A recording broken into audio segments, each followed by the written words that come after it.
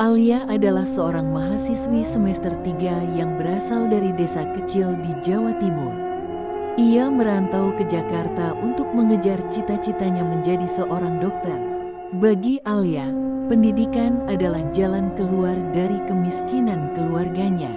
Awalnya, hidup di ibu kota terasa menantang.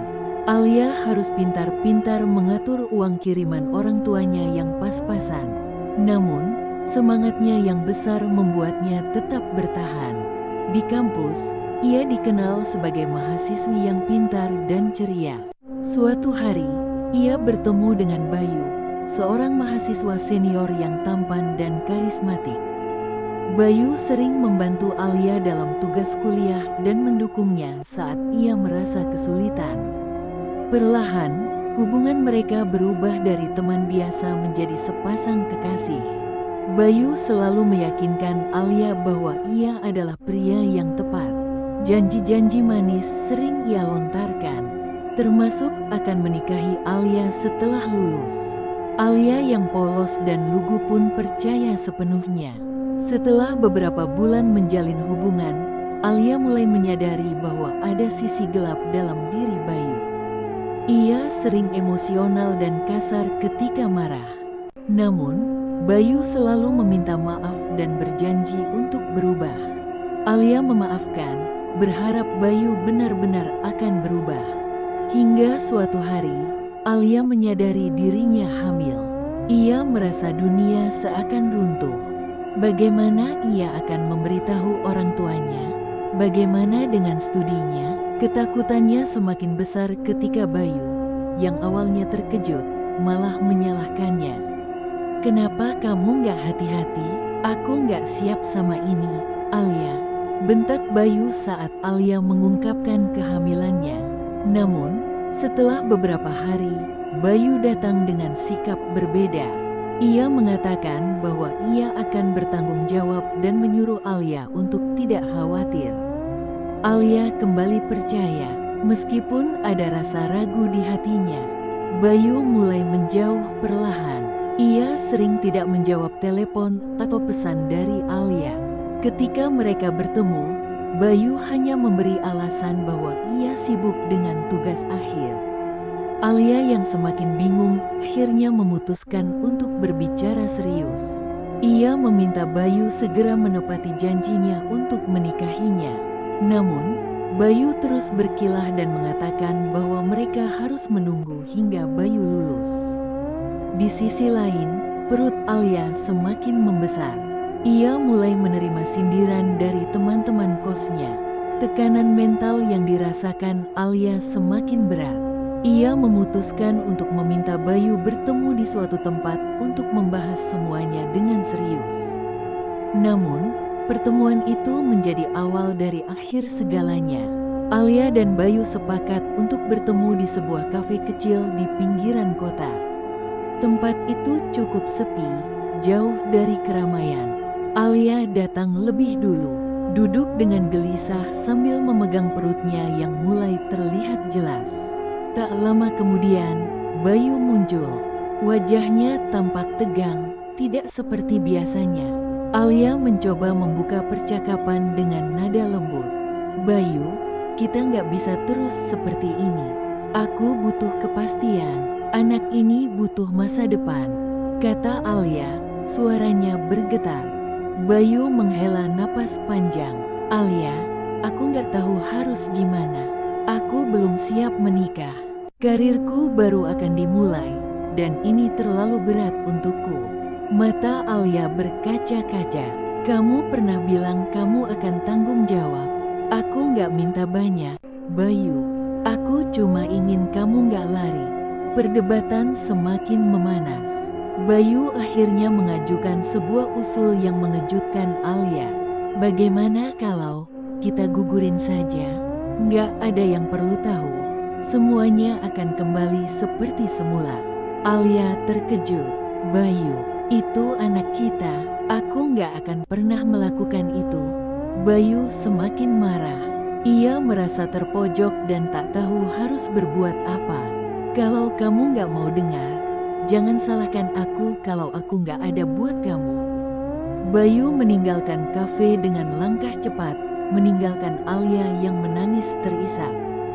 Setelah pertemuan itu, Bayu merasa semakin tertekan. Ia takut jika kehamilan Alia diketahui, masa depannya akan hancur.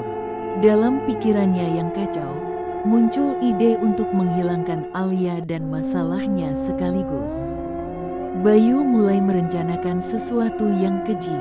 Ia menghubungi Alia beberapa hari kemudian, meminta maaf, dan berpura-pura mengajaknya berdamai. "Alia, aku sudah pikirkan semuanya. Kita bertemu lagi ya. Aku janji ini untuk masa depan kita." Alia yang masih mencintai Bayu akhirnya luluh. Ia setuju untuk bertemu di sebuah lokasi terpencil yang disebutkan Bayu. Di malam yang dijanjikan, Bayu menjemput Alia dengan mobilnya. Alia tampak lega karena Bayu bersikap lebih hangat. Mereka berkendara menuju sebuah hutan kecil di pinggiran kota. Bayu berdalih ingin menunjukkan tempat yang tenang untuk berbicara. Namun, ketika mereka sampai di tempat yang gelap, Bayu mulai menunjukkan niat aslinya.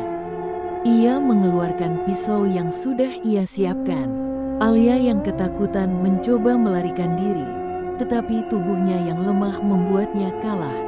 Jeritan Alia menggema di malam yang sunyi, tetapi tidak ada yang mendengar. Bayu mengakhiri nyawa Alia dengan tangannya sendiri. Beberapa hari kemudian, warga menemukan mayat Alia di dalam hutan. Polisi segera melakukan penyelidikan, dan semua bukti mengarah pada Bayu. Jejak pesan dan pertemuan terakhir mereka menjadi bukti kuat. Bayu akhirnya ditangkap, tetapi penyesalan tidak lagi berarti. Nyawa Alia dan anak yang dikandungnya telah melayang sia-sia. Kematian Alia menjadi berita besar di kampus dan media lokal. Polisi bergerak cepat setelah menemukan tubuh Alia. Dan salah satu petunjuk penting adalah pesan terakhir di ponsel Alia yang menunjukkan pertemuan dengan Bayu. Di ruang interogasi, Bayu awalnya menyangkal keterlibatannya. Namun, setelah polisi menunjukkan bukti berupa sidik jari di pisau yang ditemukan dekat lokasi kejadian, Bayu tidak bisa lagi mengelak. Ia akhirnya mengakui perbuatannya. "Aku nggak punya pilihan. Aku takut masa depanku hancur," katanya dengan wajah penuh penyesalan. Pengakuan Bayu membuat semua orang terkejut, termasuk keluarga Alia yang datang dari desa untuk menjemput jenazah putri mereka. Keluarga Alia sangat terpukul mendengar kabar kematiannya. Ibunya, Bu Siti, tidak henti-hentinya menangis saat melihat jenazah putrinya di rumah sakit. Alia pergi untuk mencari ilmu, bukan untuk pulang seperti ini, tangis Bu Siti sambil memeluk foto Alia. Ayah Alia, Pak Surya, hanya bisa diam dengan wajah penuh kesedihan. Ia tidak menyangka bahwa putrinya yang begitu ceria harus berakhir dengan cara tragis. Setelah jenazah Alia dimakamkan, keluarga mulai mencari keadilan. Mereka memastikan Bayu mendapat hukuman setimpal atas apa yang ia lakukan. Kasus pembunuhan Alia masuk ke meja hijau. Dalam persidangan, pengacara Bayu mencoba mengurangi hukuman dengan dalih bahwa Bayu bertindak di bawah tekanan. Namun, jaksa dengan tegas menyatakan bahwa perbuatan Bayu adalah kejahatan yang direncanakan. Di pengadilan, keluarga Alia hadir dengan penuh kesedihan. Saat diminta memberikan pernyataan, Bu Siti berdiri sambil menggenggam foto Alia. "Saya tidak akan pernah memaafkan apa yang dilakukan Bayu pada anak saya. Alia punya mimpi besar, tapi semua itu direnggut darinya dengan kejam." Hakim akhirnya memutuskan Bayu bersalah atas pembunuhan berencana dan menjatuhkan hukuman penjara seumur hidup. Keputusan itu memberi sedikit keadilan bagi keluarga Alia, meskipun luka di hati mereka tetap tak akan pernah hilang. Setelah semua selesai, kampus tempat Alia belajar mengadakan acara penghormatan untuk mengenang dirinya. Teman-teman Alia berbagi cerita tentang betapa baiknya dia semasa hidup. Kisah Alia menjadi pelajaran berharga bagi banyak orang, terutama para mahasiswa yang merantau jauh dari keluarga. Mereka diingatkan untuk berhati-hati dalam menjalin hubungan dan tidak mudah percaya pada janji manis.